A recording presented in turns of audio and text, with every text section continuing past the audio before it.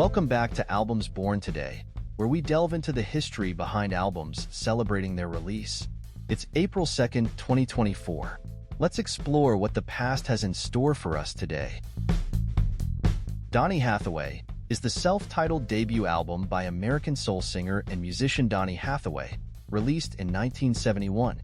Donny Hathaway was already an accomplished musician before releasing his debut album. He began his career as a session musician and arranger for artists like Aretha Franklin and the Staple Singers. Hathaway's talents as a vocalist, pianist, and songwriter quickly gained recognition within the music industry. Hathaway began recording his debut album in the late 1960s, with sessions continuing into the early 1970s. The album was recorded at various studios in New York City and Chicago, with Hathaway serving as the primary producer and arranger. The sessions featured a stellar lineup of musicians, including guitarist Cornell Dupree and drummer Bernard Purdie. Donny Hathaway showcases Hathaway's distinctive blend of soul, jazz, and gospel influences. The album features Hathaway's rich and emotive vocals, accompanied by lush orchestral arrangements and soulful instrumentation.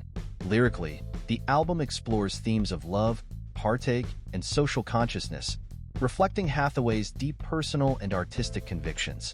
Donny Hathaway was met with critical acclaim upon its release, with many critics praising Hathaway's powerful vocals, sophisticated arrangements, and emotive songwriting. The album's standout tracks, including The Ghetto and Voices Inside, Everything is Everything, became instant classics and solidified Hathaway's reputation as one of the premier soul artists of his generation. Donny Hathaway remains a beloved and influential album in the world of soul music. Hathaway's powerful vocals, masterful musicianship, and socially conscious lyrics have inspired countless artists across genres. His impact on soul music is undeniable, and his debut album stands as a testament to his enduring talent and artistic vision. Straight Shooter is the second studio album by the British rock band Bad Company, released in 1975. Bad Company was formed in 1973 by former members of Free, including vocalist Paul Rodgers and drummer Simon Kirke, along with guitarist Mick Ralphs from Mott the Hoople and bassist Boz Burrell from King Crimson.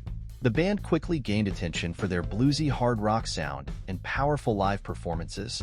Bad Company's self-titled debut album was released in 1974 and became an instant success, reaching #1 on the Billboard 200 chart and achieving platinum certification.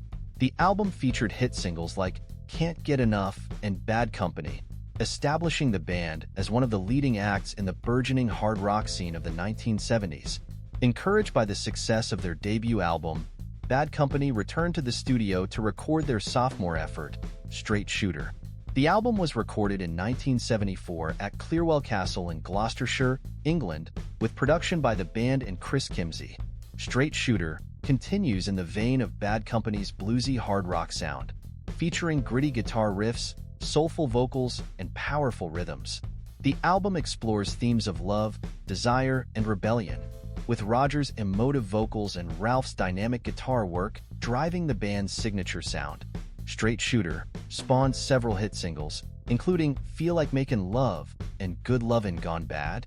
These songs received significant airplay on rock radio stations and helped propel the album to commercial success. Straight Shooter reached #3 on the Billboard 200 chart and was certified platinum in the United States. Straight Shooter remains one of Bad Company's most beloved and enduring albums.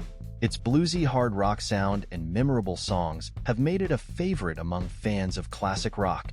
The album's success solidified Bad Company's status as one of the leading bands of the 1970s rock scene and ensured their lasting legacy in rock music history.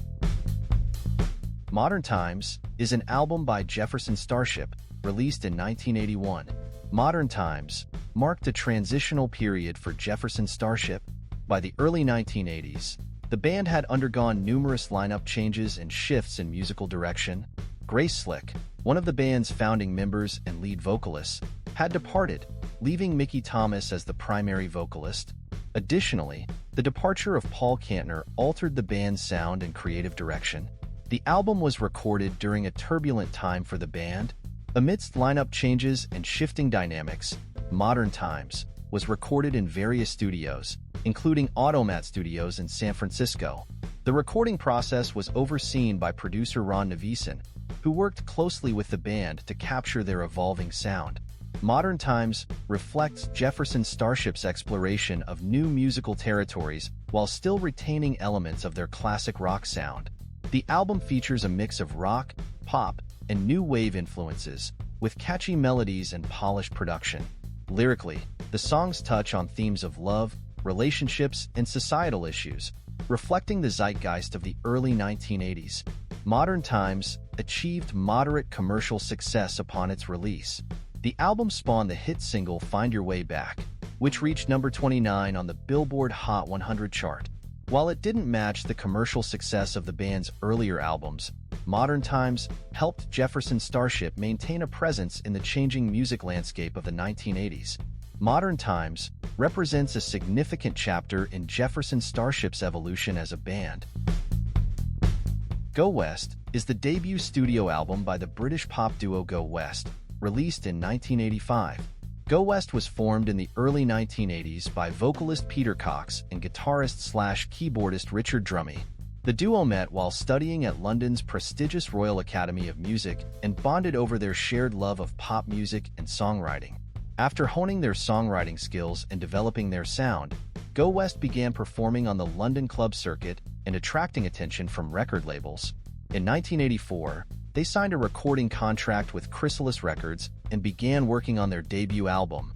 Go West was recorded over several months in 1984 and 1985 at various studios in London and Los Angeles. The album was produced by Gary Stevenson, with Cox and Drummie heavily involved in the songwriting and production process. The duo aimed to create a polished and commercially appealing pop record that showcased their catchy melodies and strong vocal harmonies. The album's sound is characterized by its slick production, catchy hooks, and upbeat synth-pop melodies.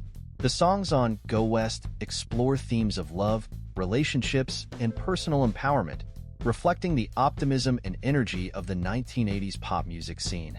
Go West was a commercial success upon its release. The album spawned several hit singles, including We Close Our Eyes, Call Me, and Don't Look Down, the sequel. These songs received heavy airplay on radio stations and MTV, helping to propel the album to the top of the charts in the UK and Europe. Go West established the duo as one of the leading acts in the 1980s pop music scene. The album's success paved the way for further achievements, including subsequent hit albums and singles. Over the years, Go West has continued to enjoy a dedicated fan base and remains active in the music industry.